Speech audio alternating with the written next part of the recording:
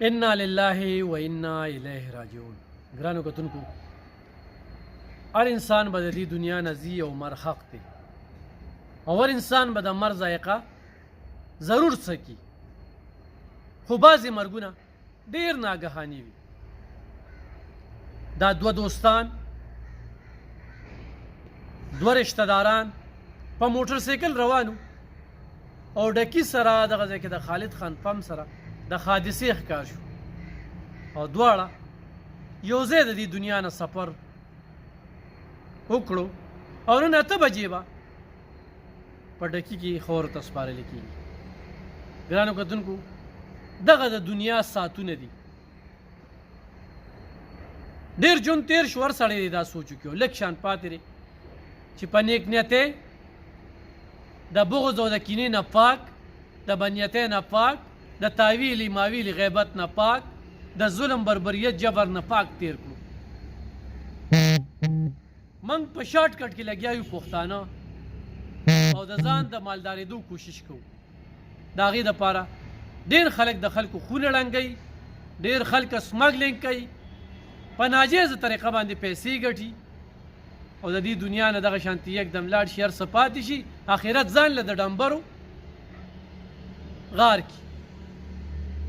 ګرانو کتونکو، منګه سوشل اکټیویسټي کوو، په لکونو، په کروڑونو، په اربو روپۍ الحمدلله لیب خان شرپو ویلفیر فاونډیشن ته راغلي. ډېر خلک ماته وایي چې تو چاته نغدې پیسې نه ورکوې. ما له چې څوک هم راځي نو زه ورته یم موبایل نمبر سره شته ویاو، چې د موبایل نمبر پکې ووایي، ویډیو شیر کړم، قسمت یې خپل دی، چا ورته سره ولېږل، چا ورته سره ونه لېږل. خو زه په دې خوشحاله یم. انسان دی او د غلطو پوتله ده،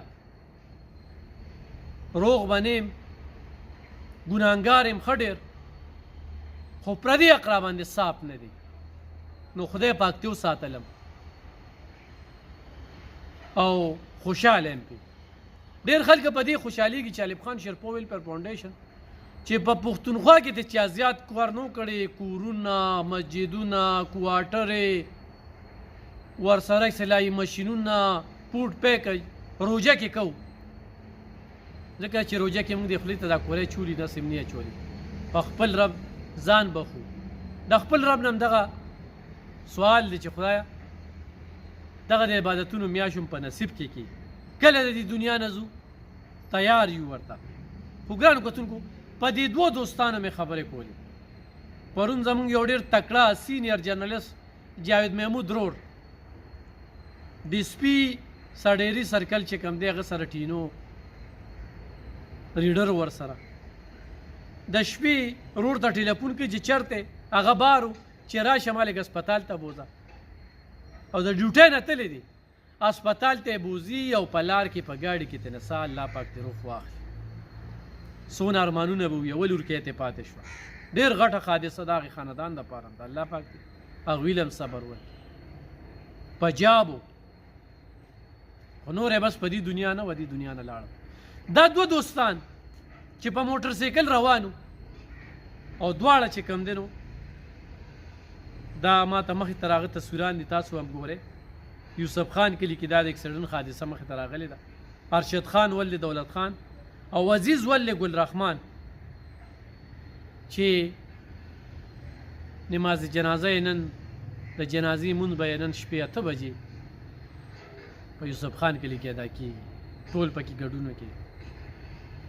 او بیا دا خبره کوم چې یو سړی ډېر هم وایي چې زه د موټر سایکل استاد یم او موټر سایکل زه ډېر ښه چلوم، نو دا د دوو پایو ګاډی دی، د دې استاد څوک هم نشي کېدی.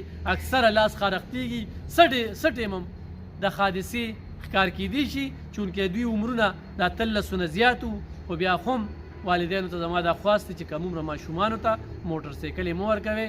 د ډېرو خلکو لاسونه مات دي، د ډېرو خلکو خپې ماتې دي، ډېر ځوانان ما ولیدل چې کنډم دي د دغه موټر سایکلو د نه احتیاطۍ په وجه باندې. احتیاط سنت دی، نه احتیاط پکار دی. الله پاک دې دغه خاندان له صبر ورکړي.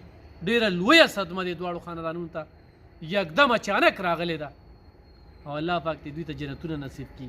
بیا به هم چې مر خښ دی چې په دې دنیا دې ختمه شي، نو نور به نه وي. خو څه ټیم هم د دې دنیا نه تللی شي دا نه په وړوکې ده، نه په غټ ده، نه په بوډا ده، او نه په مالدار ده، نه په غریبدار سړی به دې ځای نه ځي. نو چې موږ مرګ ته ځان تیاري وکړو او داسې ګټه وکړو چې د آخرت نه پس، د مرګ نه پس په خم استعمالیږي، نه چې بیا زموږ دغه 2.5 ګزه ځای د ډمبرو غار وي او بیا پې موږ کړېږو هلته پې نور خلکه مزې کوي. ګرانو کتونکو اوس هم وخت دی چې په دې باندې موږ سوچ وکړو چې موږ په حقیقي معنو کې په ځان کې اسلام راولو، کومه کلمه هم چې ویلې ده په دې عملداري وکړو او ځان کې مسلماني راولو او د نوم د مسلمانۍ نه ځان بچ کړو، منافقت لرې کړو. نن ډېرې طبقې د پټکي والا په سپینه جامه کې په مختلفو طریقو کې منافقت روان دي، خپل ځان دپاره حلال او د بل دپاره حرام دا فتوې دا موږ وینو.